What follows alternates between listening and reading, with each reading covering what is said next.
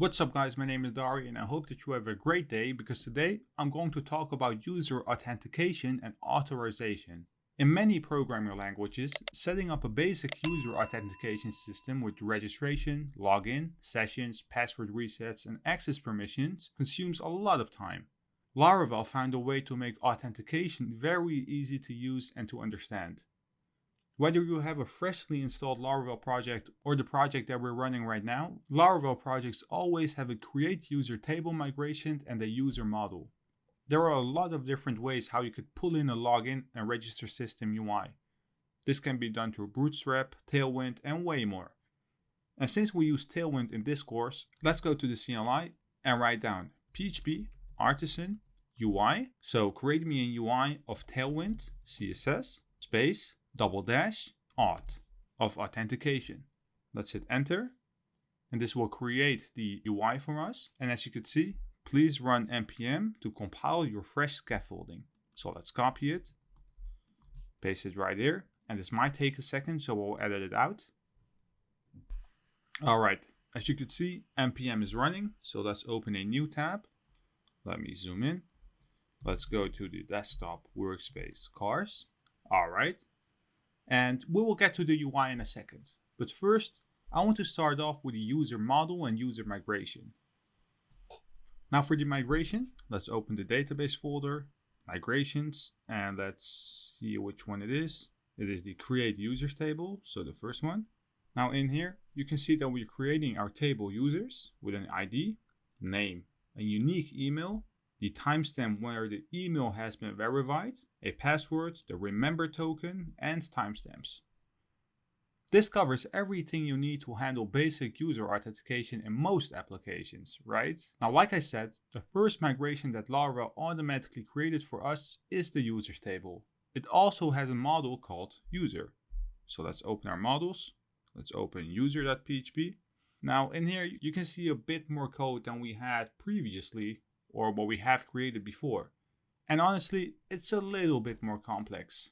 Since we've talked about the protected fillable, we're saying that the name, email, and password needs to be fillable, and the password and remember token needs to be hidden. Before we continue on, I want to make sure that you guys know what the difference is between authentication and authorization, since it's something that could confuse you. Now, whenever you want to authenticate, you're basically verifying who someone is, and then you will allow them to act as a person inside your application. Think about a login and logout process. It allows the user to identify themselves during the time they use your application. Now, authorization means that you're going to determine whether the authenticated user is allowed, so authorized, to perform specific behavior in your application. A good example might be adding an access type to your application, which makes a user enter specific pages on your application. If we go back to our user model, we can obviously conclude that this data will be picked up from the users table. The name, email, and password needs to be filled in, and the password and remember token properties are excluded when you output the data as JSON, which is good, right? Because you don't want to show your password and your remember token. So let's scroll up. What is this Authenticable that's extended by the user class? So let's command click on it. And if you're new to coding, you might think that this isn't very important, but it actually is. This file implements 3 different files. The first one is the Authenticable contract. Requires important methods that allows the framework to authenticate instances of this model to the authentication system. Now if we scroll back up, open the user PHP. Now if we click on authorizable contract, you can see a method right here named can, which allows the framework to authorize instances of this model for their access permission in different contexts. And finally, we have the can reset password contract. And if we open that one as well, you can see 2 methods, the get email for password reset and the send password reset notification. This allows the framework to reset the password of an entity that satisfies this contract. Now, since we have required the authentication UI, let's open it right now and see what just happened. First, let's close off these pages. And let me scroll up. I don't need a vendor anymore, and we don't need a database. But let's open routes and the web.php file. If we go to the CLI first and write down php artisan route list to see all the routes, I made a typo, route colon list, excuse me. Now let me zoom out. You still can't see the login, register, and all the other routes. This is happening because we need to clear our routes and optimize it once. So let's write down php artisan route colon clear to clear the route. And then let's perform php artisan optimize. And if we perform php artisan route colon list one more time, you can see all the routes that has been created for us, including the login, register, password reset, and way more. Let me zoom out. All right, this looks better. I won't go over all these routes, but most of them make sense if you followed my PHP course up until this point. So if we go back to our web.php file, you can see that we use auth routes. And this is basically the same as route resource. This bundles up all predefined routes, so you don't need to define them manually again. And a new get route has been created for us right here, which will require the home controller class, but we will cover these in a bit. If we go to the browser and remove the endpoint, you can see that we've been redirected to a new login page, and that has been done with a total of 3 lines of code in our UI, and we didn't even create this login page. This is pretty cool, isn't it? You might wonder how this process works. It all happens in the Authentication namespace controllers. So let's go to our controller. Let's close off the model, HTTP, controllers, and you can see a new folder called Auth. Let's open it, and let me make it a little bit bigger. All right. Right here, you can see a confirm password, forgot password, login, register, reset password, and a verification controller. I want to go over these files to show you what actually happens behind the scenes. And first off, I want to start with the register controller. In here, you can see some basic uses. So the controller, register uses, the hash, and the validator. And the class register controller extends the default controller. It has a property, or better called a trait, called register user. And then it has a redirect, so a protected redirect to the route service provider, home. And this will define where users will be redirected to after their registration. If you want to change it, press Command and click on home, and you will be redirected to a constant where you could change the values. But we won't do it right now. Let's open the register controller again. Now, if we scroll down a little bit more, you can see a constructor, which I won't cover right now because it's the middleware and we haven't talked about that yet. But we have 2 methods, a validator and a create method. The validator method accepts a data array, as you could see, with the data from the input fields. Then it will validate it as we did a couple videos back, right here. And then it will make a new user. Now there's also a create method, which defines how to create a new user based on the incoming registration. So right here, you will hash the current password, right here. Now for the login controller, let's open it. You obviously know that it will allow users to log in. And I think it pretty much speaks for itself, right? It will bring in the authentication users, so a trait, same as in the register controller, and it has a redirect to home again. And it has its own middleware. We also have the reset, which will simply pull in the reset password trait right here that provides validation and access to basic password reset views. A password broker class of Laravel will be pulled in to handle sending password reset emails. We have a forgot password controller that simply pulls in the send password reset email trait, and it will show the password email form. We have a verification controller that will pull in the verified email trait right here. It will verify the emails and it will sign up users. So up until this point, we talked about migrations, models, controllers, and routes.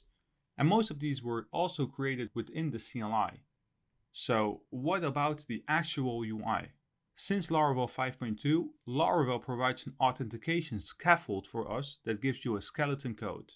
And well, I actually showed it to you when we entered our UI because this is completely new to us. And the cool thing about it is the fact that it takes care of the authentication in the web.php file, or the auth, right here. It will create the routes for us, so we don't need to do anything. So if we go to our app.blades.php inside our resources, views, layouts, you can see a lot of new code that we didn't write ourselves. But the most important one is right inside of the nav, right here, this part. Right here, we have an if statement. Well, first we have a guest, so whenever a user is not logged in or not registered, show a login button and a register button. Else, print out the name and create a logout button. Now, I don't want this video to be me talking all the time, so I want to code a little bit.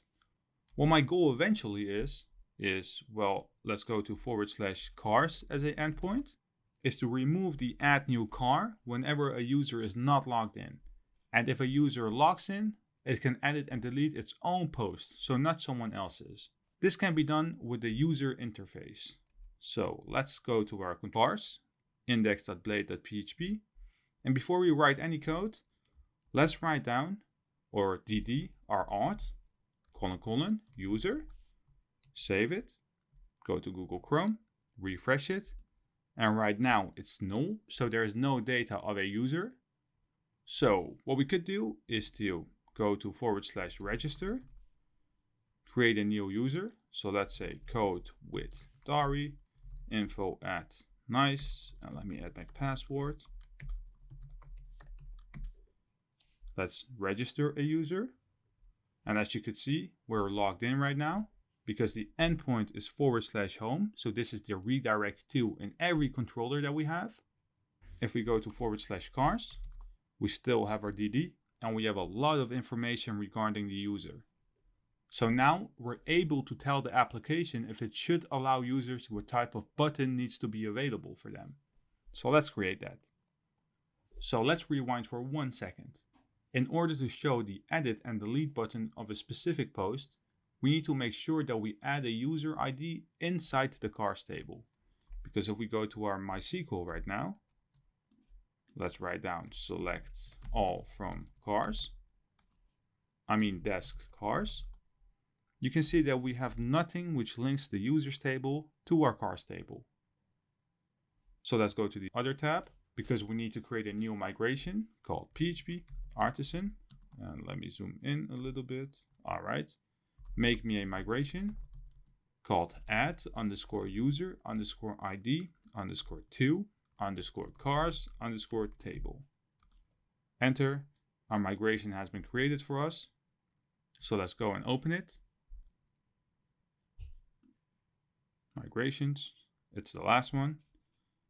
And in here, we only need to add a new table, which is an integer, and the name is user _ID. Let's also add the down method. So table drop column with the name user _ID.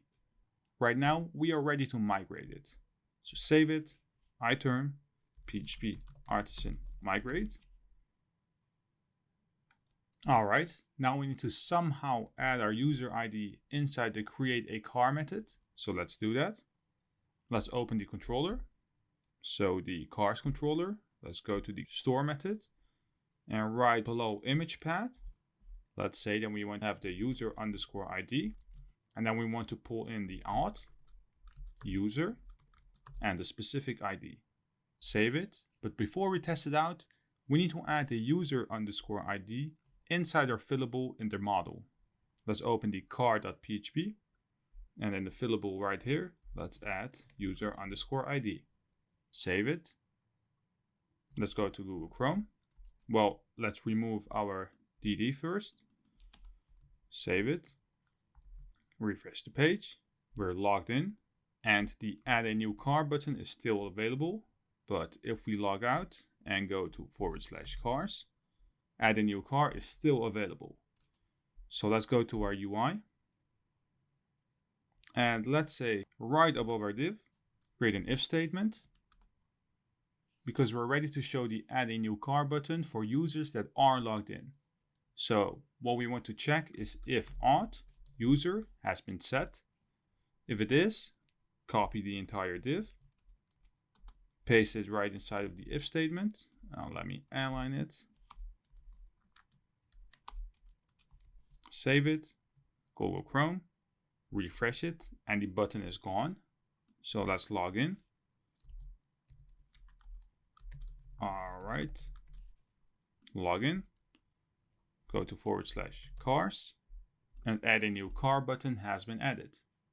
Now we could add an else statement right here, but it's optional. So let's say add else on the line below, paragraph, please log in to add a new car. Let's give our paragraph a class of py-12 and it's italic. Save it, go to Google Chrome. Well, please log in to add a new car will not be visible because we're logged in right now and I don't want to log out. Because if we add a new car, so choose the file, I've got an image right there. The brand name is Audi, or well, this is Mercedes. 1918. Description, this is my Mercedes. Submit it. And you can see that Mercedes has been added. But if we log out right now, go to /cars, you can see the edit and delete button still available. So to change this, we need to somehow check for the user ID of the auth and the user ID inside the cars table that we just added. So let's go to our code, scroll down, right inside of our loop, below the div class margin auto, create a new if statement where we want to check if it is set. So our auth : user ID has been set.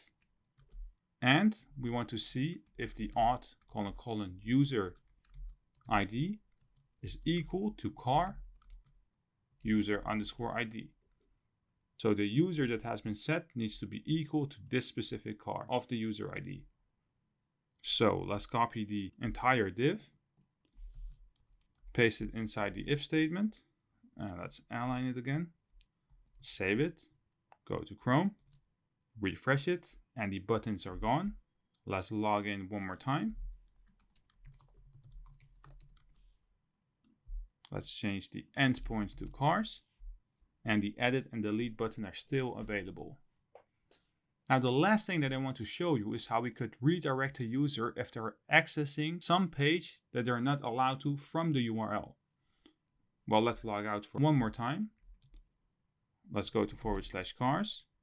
But if we add /create to it, we're still able to create a car. So how are we going to block this? There are many different ways how you could do that. We could set it inside the web.php. We could do it inside controllers. But what I like to do is to use middleware. And I know that I really haven't talked about the middleware, but in this case, it's so important and it's so much better than all the different methods that I want to show it to you. So let's go to our cars controller. Right here, right above our public index, let's create a constructor. So public function _construct. And what we want to say is that this middleware in here, we need to pass in two params. The first one is called auth in single quotes, comma, array. In here, we want to say accept. So the methods that we do want to show people or users is another array. And in here, we need to pass in the methods. So we want to show a user the index page without being logged in and the show page. So we don't want to show them the store page or the create page. Save it, Google Chrome, refresh the page, and we have been redirected to the login page. So let's try to go to cars again. We can access the show method, so number 23. And if we log in for the last time, you can see that we are allowed to enter the cars /create. Alright, this was it for this video. We covered most of the authorization and authentication in Laravel. And if you do like my content and you want to see more, leave this video a thumbs up. And if you're new to this channel, please hit that subscribe button.